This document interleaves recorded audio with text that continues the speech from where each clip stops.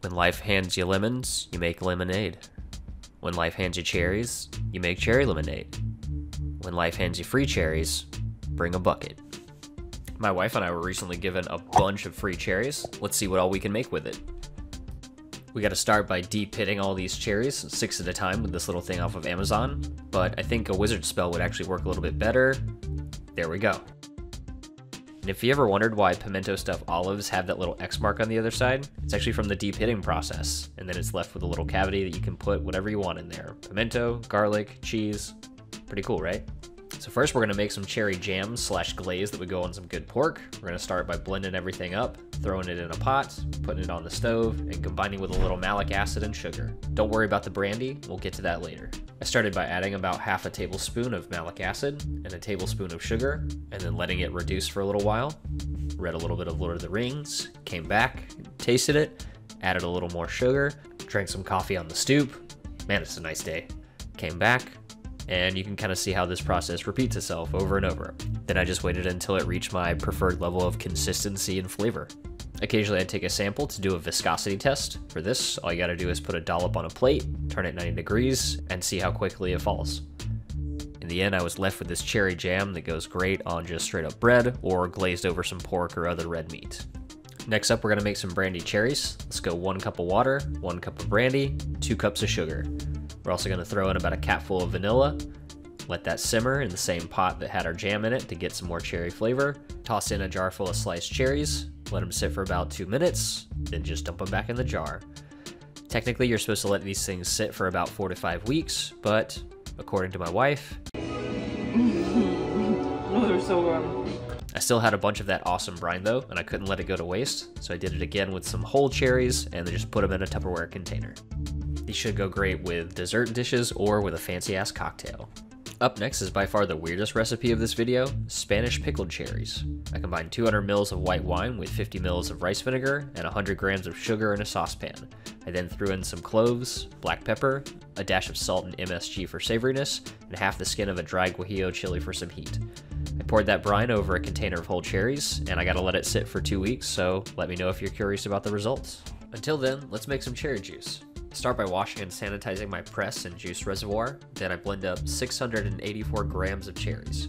After a good squeeze, I get about 224 grams of juice. Now if you've made it this far in the video, congrats! Here's a chance to earn some secret extra credit. Based on the mass of cherries I put into the press, what is my approximate percent yield of juice? Basically, what percentage of the whole cherries did I extract as juice? Number 2. How many grams of sugar and total calories from sugar would I consume if I drank all of this juice? For this, you'll need a little more information. Using a basic tool called a hydrometer, we can estimate the amount of dissolved solids, in this case sugar, that is in an aqueous system. This sealed glass bulb is actually calibrated to float at a very specific spot based on the density of pure water. Thus, when it's dropped in a thicker solution, like our juice, the increased viscosity means the bulb experiences a more forceful pressure, causing it to float a little bit higher in the solution by comparison to water. The more sugar dissolved in this solution, the more viscous it becomes, meaning the bulb floats higher and higher based on how much sugar there is.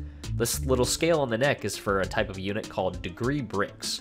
Often used by winemakers for determining sugar concentration in grape juice, 1 degree Brix is the same as 1 gram of sucrose per 100 grams of solution. So, according to our hydrometer, my cherry juice is about 12 degree Brix, and as I stated before, I have about 224 grams of juice.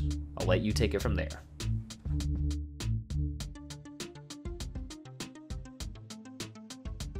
Penultimately, I'm going to take the leftover solids from the press and make some cherry sauce, kind of like applesauce.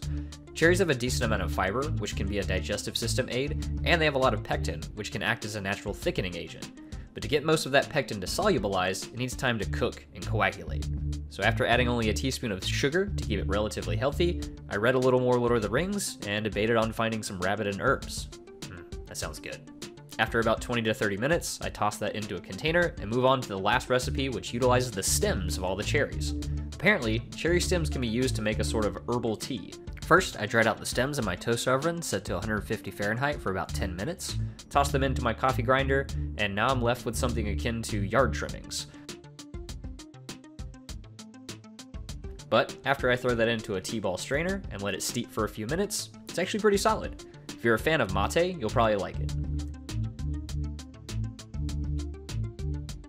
The only thing I couldn't find a use for was the pits. I contemplated making some squirrel treats out of them, but like many other stone fruits, the cherry seeds are relatively high in cyanide precursors.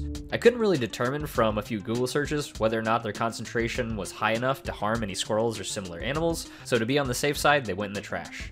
But if you know of a good use for cherry pits, let me know, and I'll catch you guys back in the kitchen.